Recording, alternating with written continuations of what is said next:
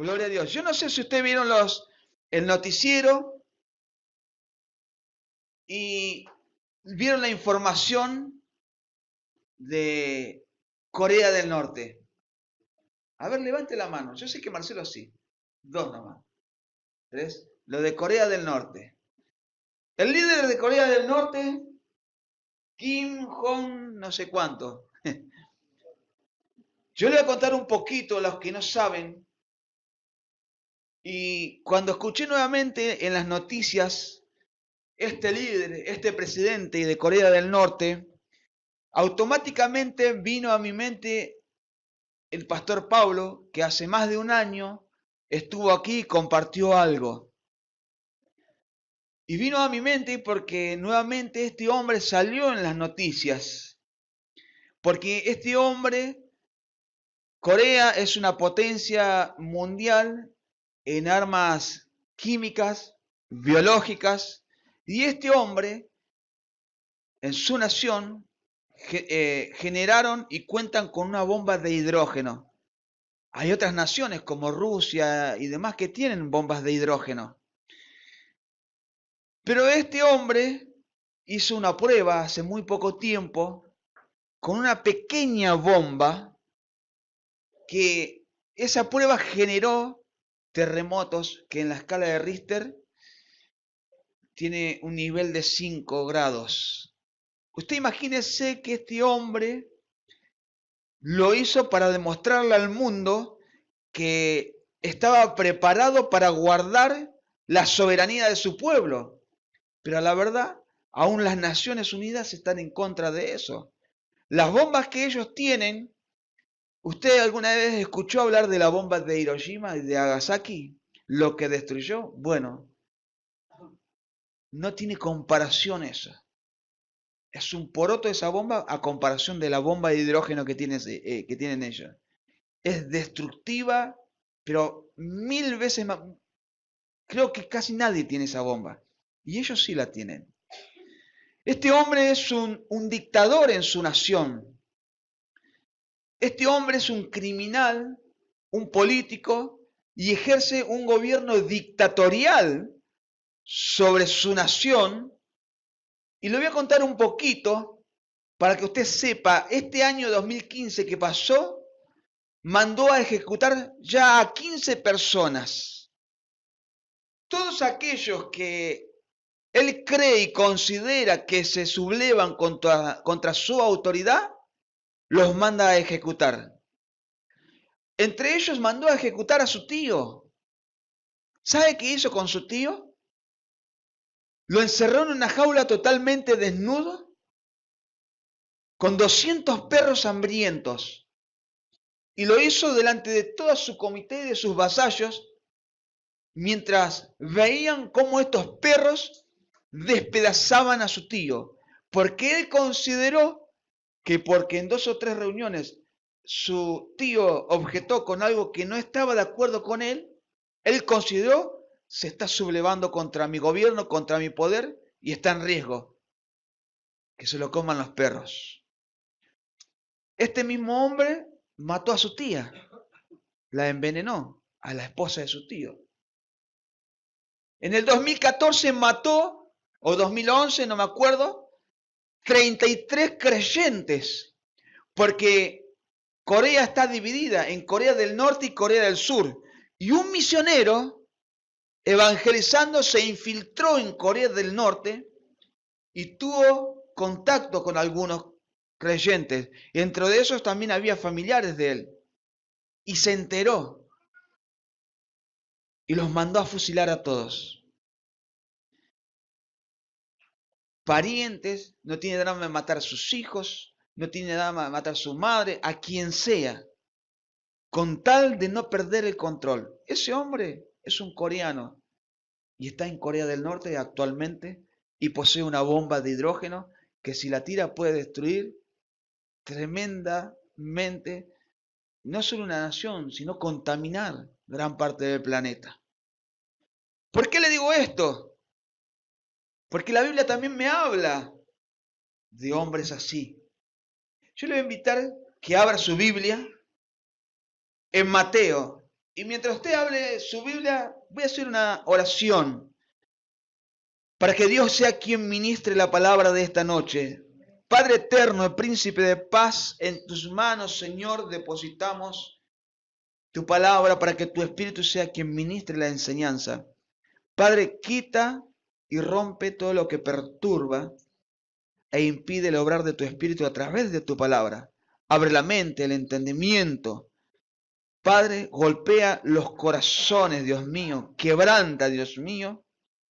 Quita toda ignorancia que pueda haber en tu pueblo, para que pueda reinar la sabiduría, el entendimiento, el conocimiento. Que tu Espíritu nos guíe a una fuente de verdad, de justicia, y nos haga entender las cosas que han de venir, Padre. En el nombre de Jesús, amén. Vamos a hablar un poquito, Mateo capítulo 2, verso 1.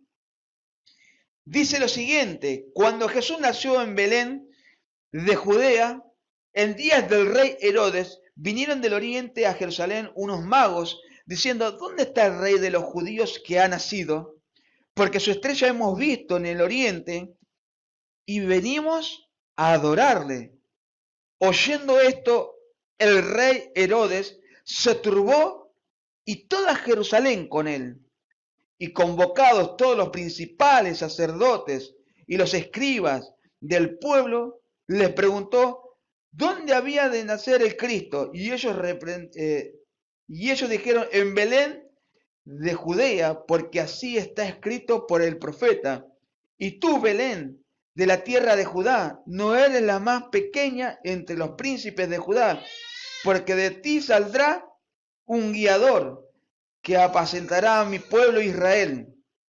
Entonces Herodes, llamando en secreto a los magos, indagó de ellos diligentemente el tiempo de la aparición de la estrella, y enviándolos a Belén dijo: id allá y averiguad con diligencia acerca del niño, y cuando le halléis, hacédmelo saber para que yo también vaya y le adore.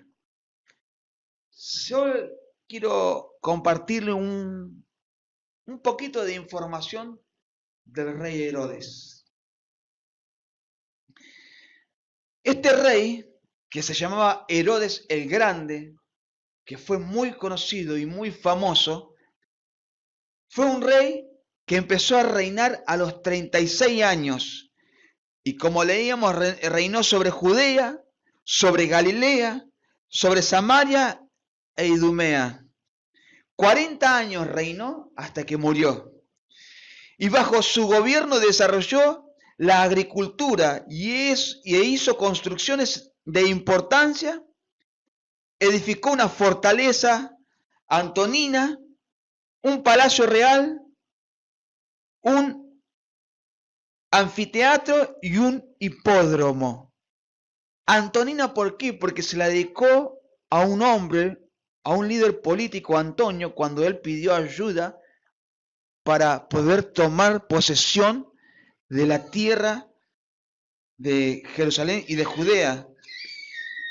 Fíjese, en el año 20 antes de Cristo reemprendió la construcción del templo de Jerusalén, fundó ciudades y cambió el formato de varias ciudades, siguiendo la línea helenística de Roma, y entre sus creaciones urbanas se destacaban Sebaste o Sebastia y Cesarea Marítima. Fue un hombre que hizo mucha obra y también en época de hambruna sacó de su dinero, compró trigo a Egipto y alimentó a su pueblo. Fue un hombre que se impuso tremendamente. Escuchen lo que le voy a comentar. Herodes, su origen era idumeo y su pensamiento y educación eran griega. Herodes no era judío como muchos suponen o muchos creen. No fue un rey judío. Reinó sobre Judea, pero no era judío él. Porque al ser idumeo, los idumeos son los descendientes de Edom. Y Edom son descendientes de Esaú, el hermano de Jacob. Así que él no era judío. porque los judíos descienden de Jacob, de las 12 tribus de Jacob, el pueblo hebreo. Amén. ¿Me va siguiendo? Entonces, él no era, aunque él creía que tenía derecho legítimo a ser rey. Se ganó la confianza de los romanos al conseguir el apoyo de Marco Antonio. Por eso leíamos recién que edificó una fortaleza que se llamaba Antonina, que después esa fortaleza en el año 70, cuando Tito invadió Jerusalén, la destruyó, para derrotar a los asmoneos y tomar Jerusalén. Los asmoneos reinaban en Judea en ese tiempo. Los asmoneos era una casta sacerdotal de judíos. Su reino se compuso de hazañas criminales. Hay un historiador judío que se llama Josefo, Flavio Josefo, que relata en Antigüedades Judías que apenas conquistó Jerusalén, se instaló ahí como rey. Y fíjese lo que hizo Herodes. Preste atención. Ordenó matar a 45 partidarios de Antigno Matatías. Su contendiente, que eran todos sacerdotes judíos.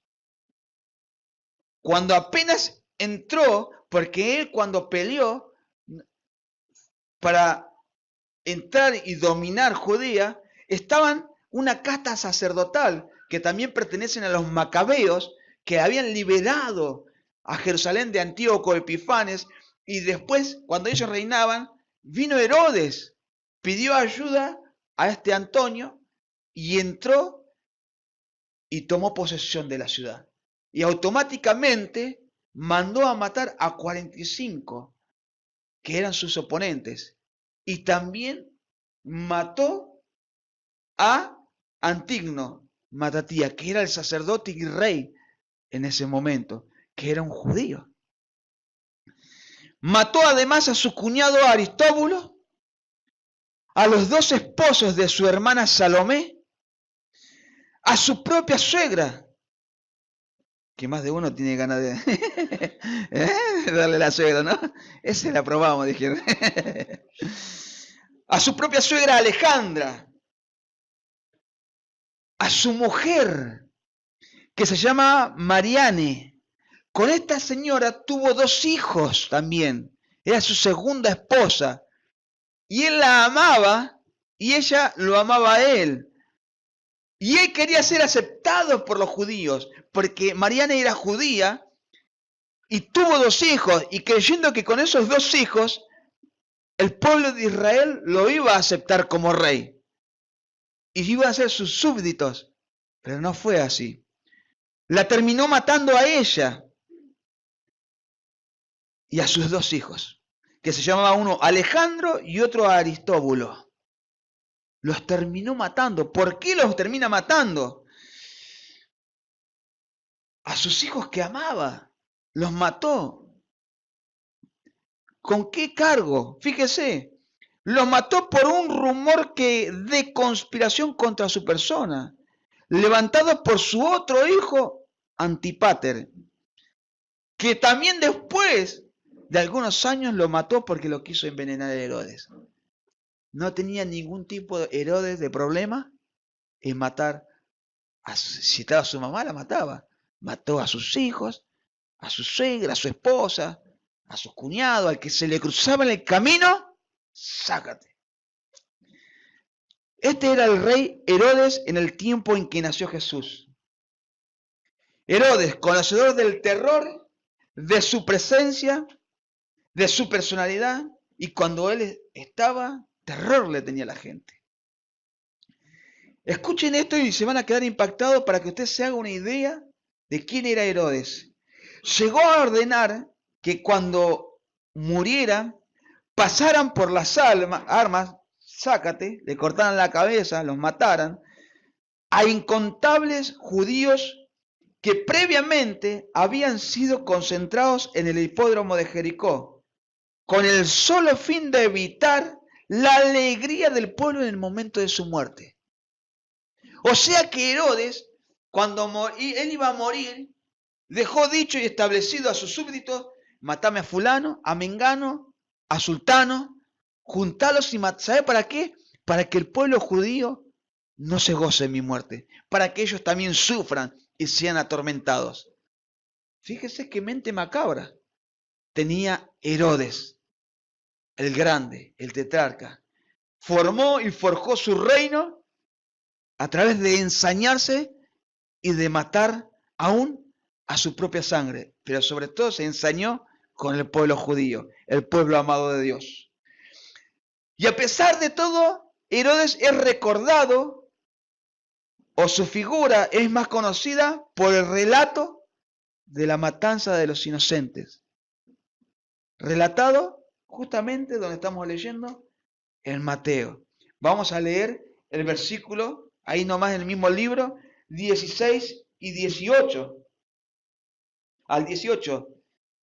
Después que Herodes mandó, dice: Herodes entonces, cuando se vio burlado por los magos, se enojó mucho y mandó a matar a todos los niños menores de 2 años que había en Belén y en todos sus alrededores, conforme al tiempo que había inquirido de los magos. Entonces se cumplió lo que fue dicho por el profeta Jeremías cuando dijo: voz fue oída en Ramá, grande lamentación, lloro y gemido. Raquel llora a sus hijos y no quiso ser consolada porque perecieron. Por este hecho, Herodes es más recordado que por todo lo que yo le acabo de contar. Y hoy el mundo también celebra el Día de los Inocentes. Ah, inocente palomita, una broma. Pero no se dan cuenta que ese día hubo lloro y hubo gemido por los hijos de muchas madres que mataron. No solo en Belén, sino en todas las ciudades de alrededor se creó una matanza de niños menores de 2 años. La ve ahí que anda caminando. ¿Qué decís vos?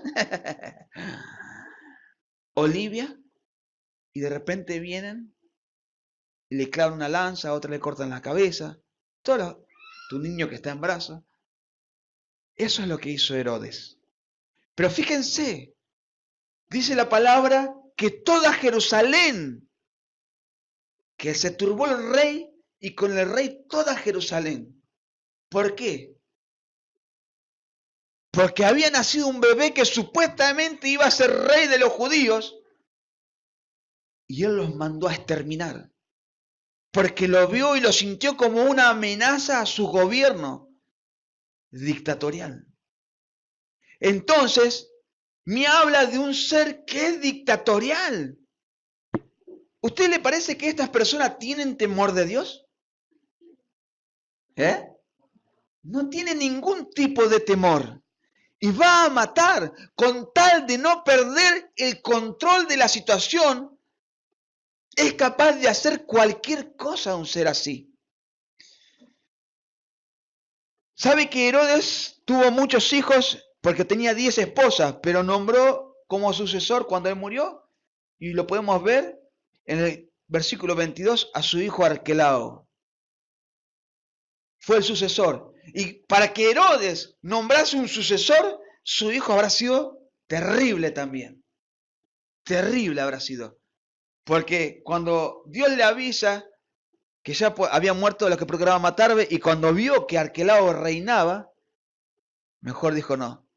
Porque si Herodes lo nombró a su hijo Arquelao es porque debe ser igual o peor que Herodes. Pero ¿a qué punto llega el ser humano de ensañarse con la vida de los demás con tal de no perder el poder que ejerce o el control?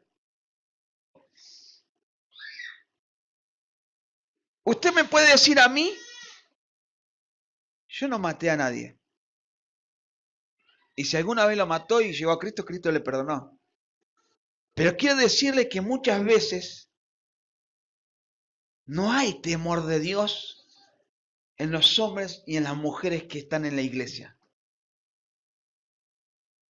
Porque ejercen un dominio dictatorial y un dominio controlador de todo lo que le rodea. Y usted me dice, pero yo no mandé a matar a mi suegra. Gloria a Dios. No mandé a matar a mis hijos. Está bien. Pero ejerce un dominio dictatorial. ¿Sabe que algún tiempo, hace unos años atrás, volvía de un viaje que había ido con un pastor? Y después de casi 10 días llegamos a la casa del pastor, que yo iba con mi auto, lo dejé en la puerta. Y estaba la esposa y los hijos. Se habían barrido las hojas de un árbol, estaban quemando ahí.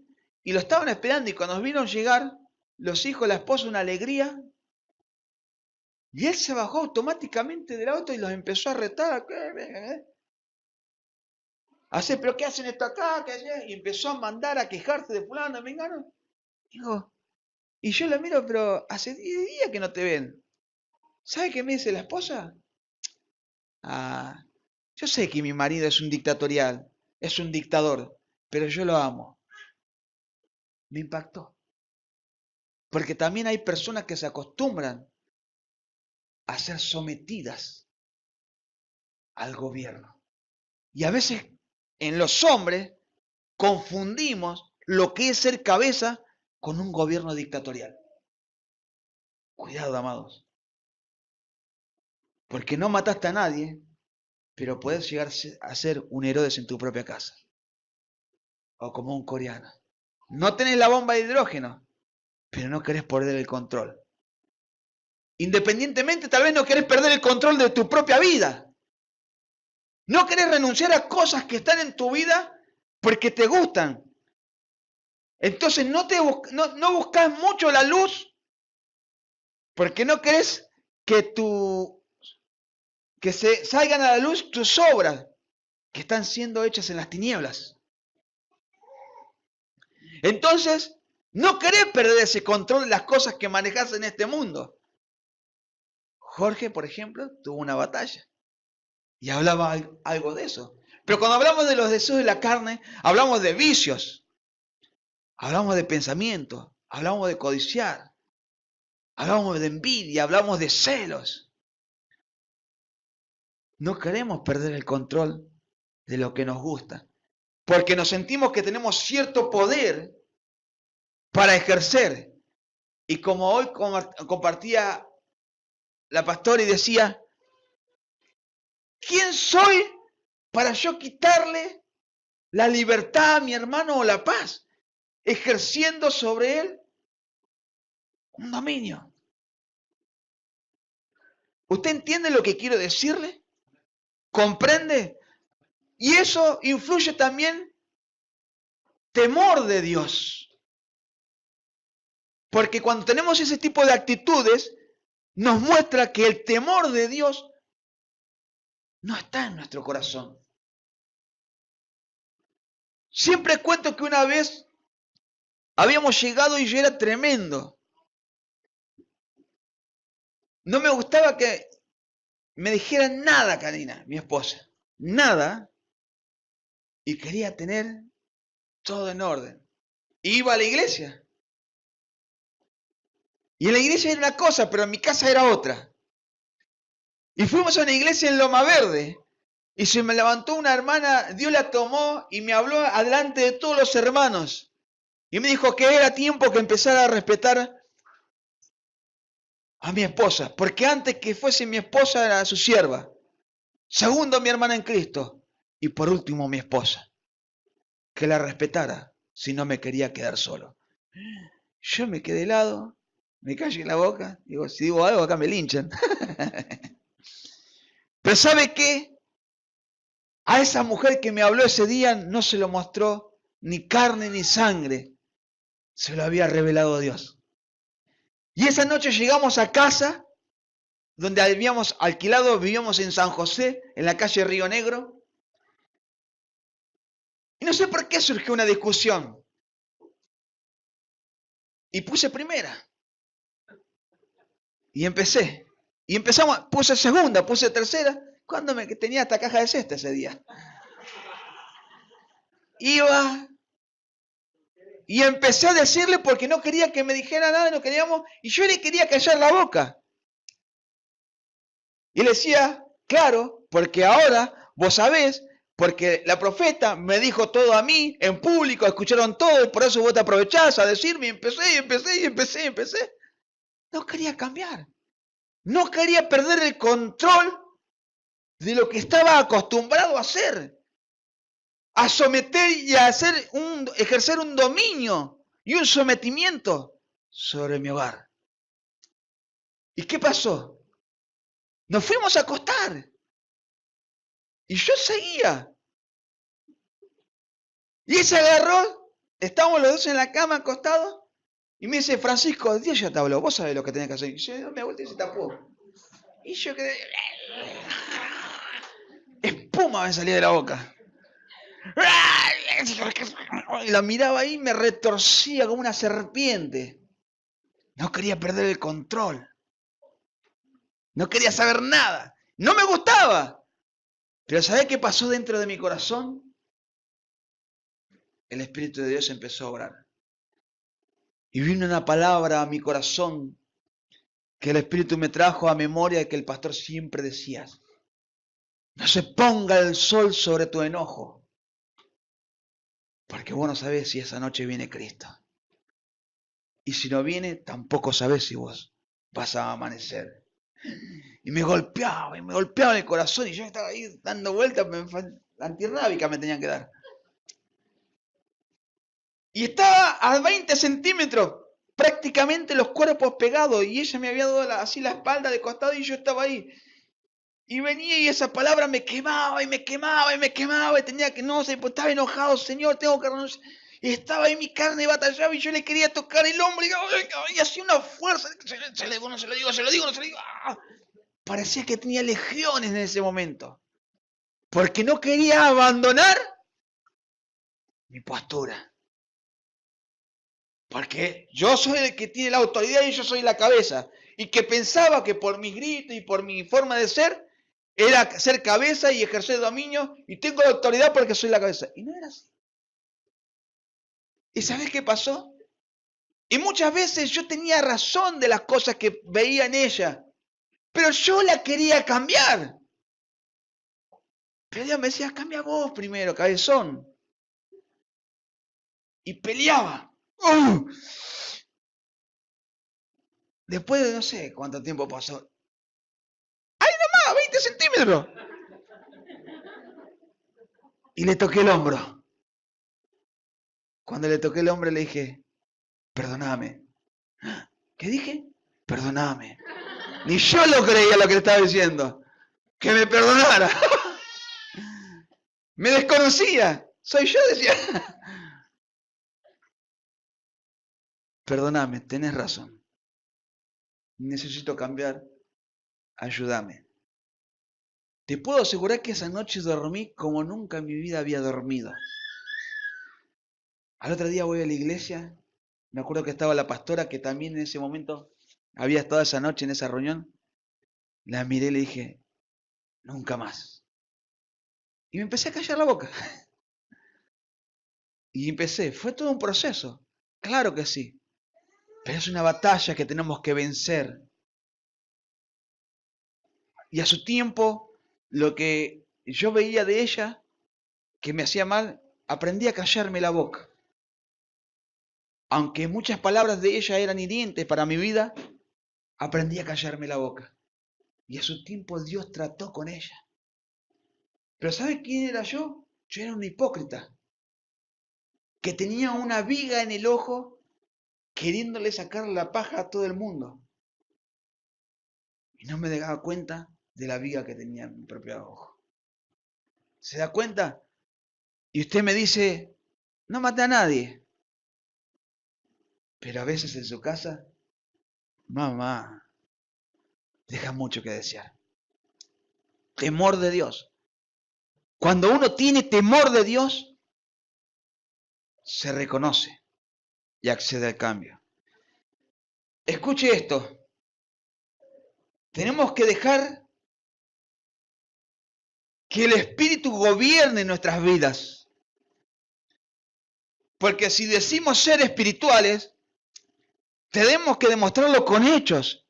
No porque oré por fulano o mengano y se sanó, sino con mi vida, con mi ejemplo, con mi testimonio. Ser sabio, ser maduro, aprender a callar. Que mi testimonio tiene que hablar más fuerte que mi boca. ¿Sabe que ser lleno del Espíritu es ser controlado por el Espíritu y es ser dominado por el Espíritu? En Efesios 5, 18, vamos a Efesios. Fíjese que Herodes mandó a matar hasta unos cuantos niños por temor a perder.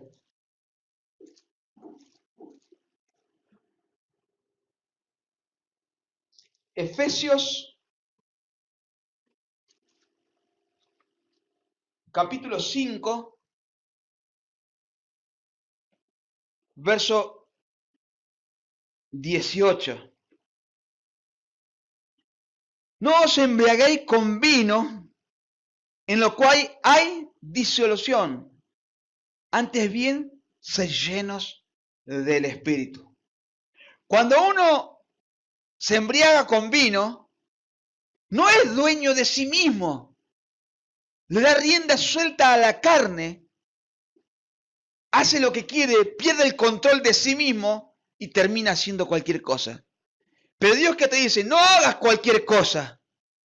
Vos decís, pero yo no tomo, pero igual, no hagas cualquier cosa.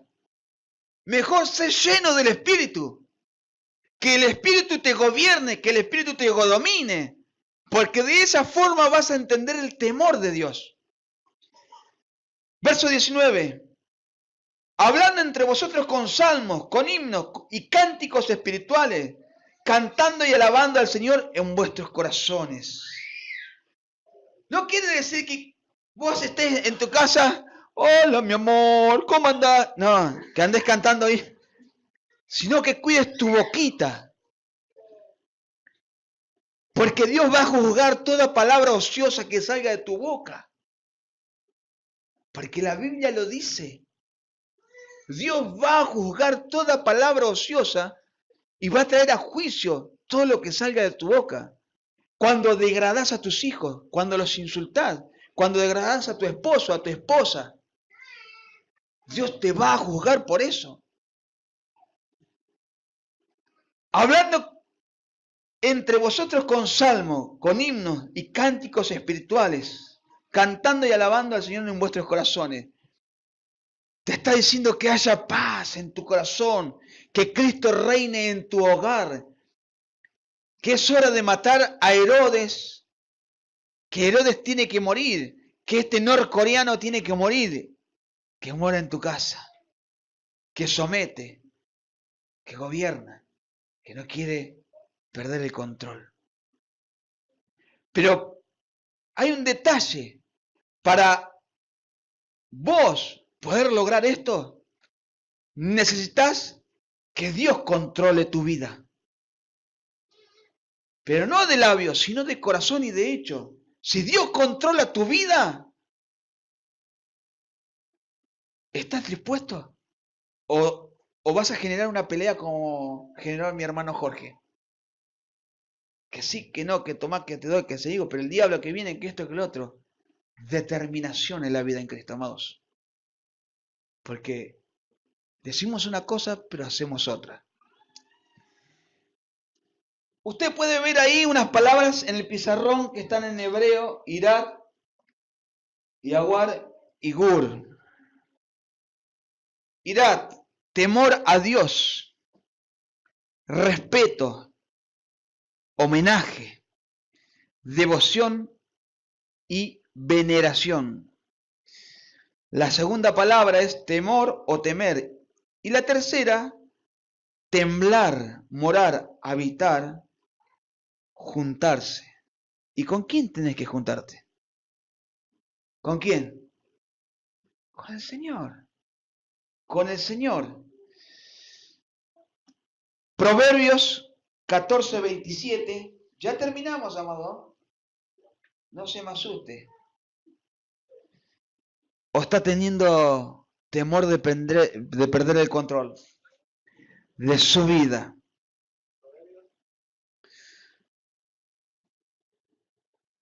(14:27) dice lo siguiente: el temor del Señor es manantial de vida para apartarse de los lazos de la muerte.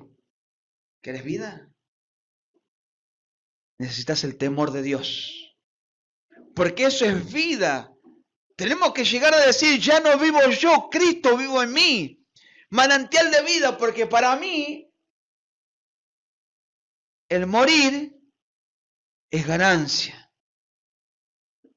¿Amén? ¿Cuántos quieren morir? Amén. Señor, te amo, pero cuando te viene una enfermedad, ¡ay, Señor, saname! Todos queremos, pero no se dan cuenta que para ir al cielo es necesario morir. Está determinado que el hombre muera una sola vez y después juicio. Tribunal de Cristo o trono blanco. Depende de la decisión que tomes. Amén. Continuamos leyendo. O sea que es manantial de vida. Lea Deuteronomios 6:13. El temor de Dios, escuche lo que es. La palabra de Dios, Deuteronomio 6:13. Y al Señor tu Dios temerás, y al sol servirás, y por su nombre jurarás. Escuche, ¿el Señor te lo sugiere que temas a Él? No, Dios no te sugiere. El temor a Dios es un mandamiento que debe estar en los hijos de Dios. Dios no te lo sugiere, ni te da una opinión, ni un consejo. Te dice, tememe. Porque es un mandamiento. Porque es lo que yo quiero, que me temas. Y como veíamos recién, no es tenerle miedo. ¿Qué era? Es respeto, homenaje, devoción, adoración, unirte a Él, estar con Él. Temor de Dios. Temor de Dios.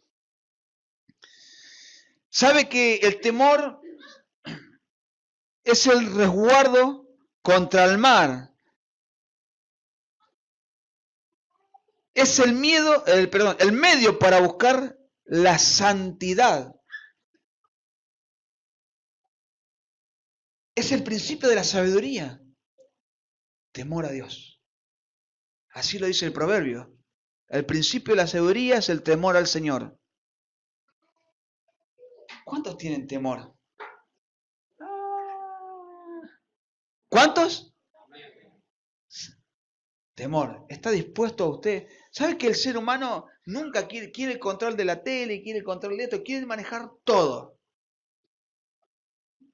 ¿Cuántos están dispuestos a que verdaderamente Cristo sea quien controle tu vida? ¿Sabe qué te pasó a vos, Jorge, esta semana?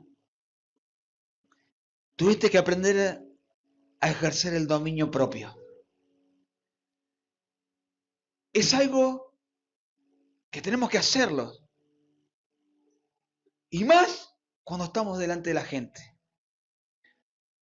Aunque no nos guste, por temor, por respeto, por adoración, calladito la boca. ¿Se entiende? Por respeto a mis hijos. Temor cuando hablo de mis hermanos. Cuando se hacen esas mesas de, ¿viste lo que pasó en la iglesia? Y viste fulanito, y viste menganito, y lo que pasó hoy, y lo que pasó ayer. Y están los hijos ahí delante. No hay temor de Dios. Porque ¿qué le va a decir a usted a su hijo después? ¿Con qué ejemplo?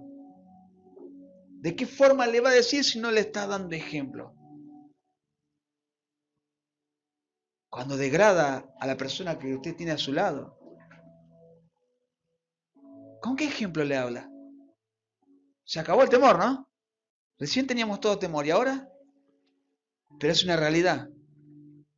Y Dios, si lo habla, amados, es para que entendamos y comprendamos que es tiempo que dejemos de ser una cosa en la iglesia y otra cosa en nuestro hogar. En la iglesia, acá, allá, en todos lados, siempre respeto, el temor y la reverencia. Porque cuando yo te hablo a vos o te miro a ti, tengo que aprender y entender que la sangre que me limpió a mí, también te limpió a vos. Y que así como Dios me rescató de la mugre, te rescató a vos. Y si ese espíritu que posó sobre mi vida, se le plació posar sobre tu vida, ¿quién soy yo para menospreciarte? Para tratarte mal, para querer dominarte, insultarte y degradarte. No, amados. Si todos entendiéramos que cuando yo lo miro a Jorge, tengo que ver que Cristo está en él. ¿Sabe qué haría? Correría a abrazarlo. ¿Qué hiciera si lo vieras a Jesús? ¿Qué harías? ¿No correrías a él? ¿No lo abrazarías? ¿No le darías las gracias por el sacrificio que hizo? ¿No le pedirías perdón por todas las veces que le fuiste infiel? Por todas las veces que te olvidaste de él y lo dejaste a un costado. Y aún cuando lo insultaste, enojado, porque perdiste los estribos. ¿No harían eso? Esta noche también tenés la oportunidad de hacerlo. ¿Sabes con quién? Con tus hermanos. Porque veo a mi hermana y sé que Jesús está en ella. Porque su sangre también la limpió a ella. Porque lo veo al pastor Walter y digo, es Jesús morando en su vida. La veo a otra hermana y digo, ahí está Jesús queriendo aflorar en su corazón. Es una oportunidad de conectarme con el Señor a través de mi hermana. Veo la oportunidad de pedirle perdón por hacerte daño. Perdón por insultarte, por degradarte, por menospreciarte. ¿Vio? Qué sencillo y qué simple. El que es nacido de Dios, ¿qué dice? Ama. El que ha conocido a Dios, ama.